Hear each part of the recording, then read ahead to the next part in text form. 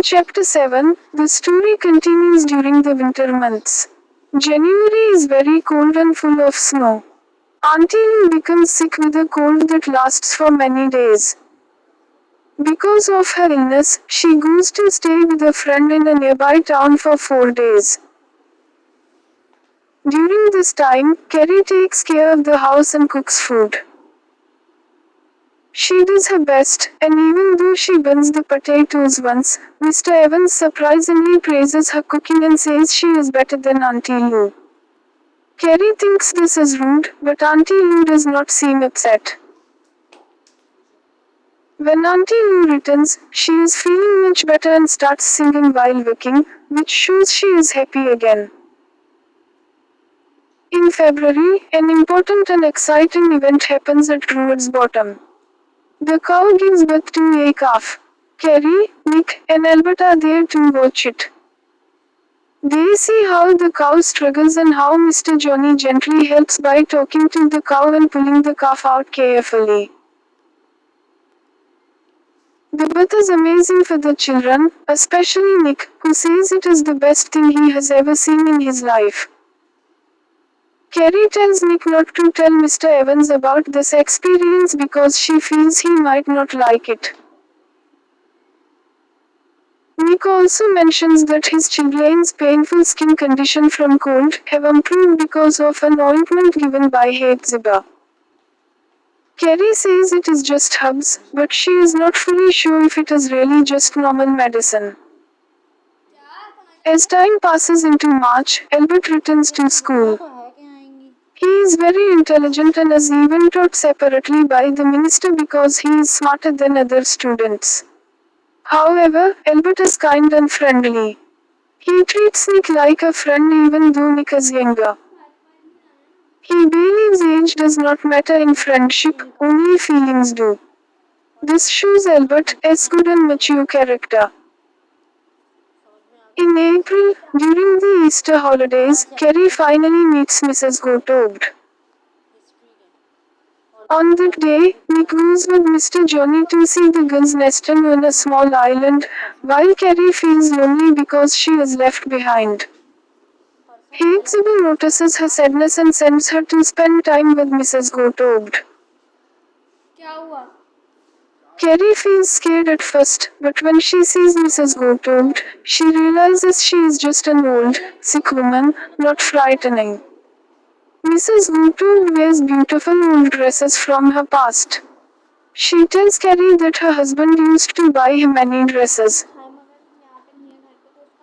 and she now wears them again to remember her happy past before she dies. Carrie feels uncomfortable and thinks Mrs. Gottobd is a little strange. While talking, Mrs. Gottobd says that Mr. Evans is a cold and mean man. She also says Auntie Lou is weak because she does not stand up to him. Then she gives Carrie an important message.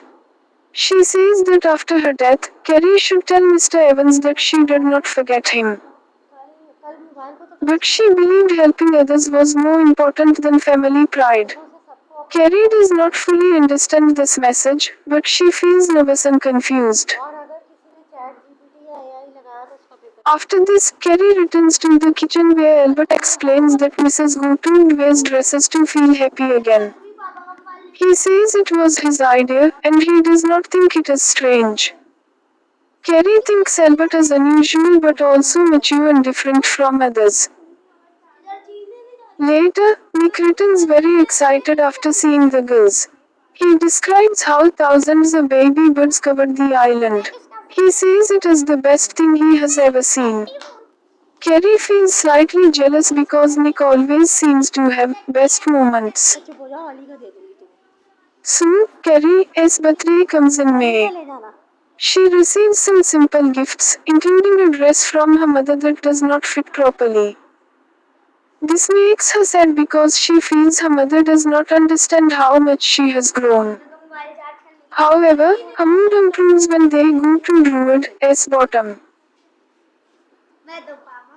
Hetzibah celebrates her birthday warmly with a cake and candles, and Mr. Johnny makes her a flower crown, calling her the Queen of May. This makes Carrie very happy. Afterward, Albert walks Carrie and Nick back through the grove. He talks about the sacred spring and the idea of old religion and mysterious power in the place. Carrie remembers how she once felt a strange presence there. Albert says such places feel special because of people's beliefs, but maybe there is also some unknown power. At the railway line, something important happens. Albert kisses Carrie and wishes her a happy birthday. Carrie feels surprised and shy but also happy. She laughs and feels full of joy as she returns home. However, her happiness causes trouble. She forgets her usual rule not to show happiness in front of Mr. Evans. When she enters the house laughing, Mr. Evans becomes angry. He accuses her of enjoying herself more at Hepzibah's house and not being grateful. He becomes even more suspicious and starts questioning Carrie about Mrs. Gottobd. He wants to know if she gave any message for him. Carrie becomes very scared because she remembers the message but cannot say it. She feels trapped and nervous. At this moment, Auntie Lou appears wearing a new blouse and lipstick.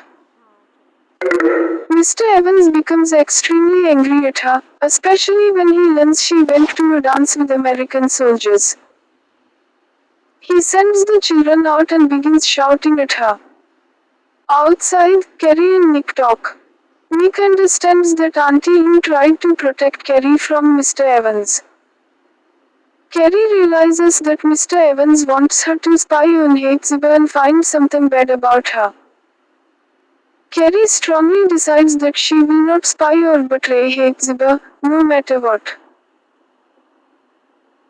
However, she is still afraid because she is not sure if Mr. Evans can force her to tell him something. Me points. Auntie Lou becomes ill, Carrie manages the house.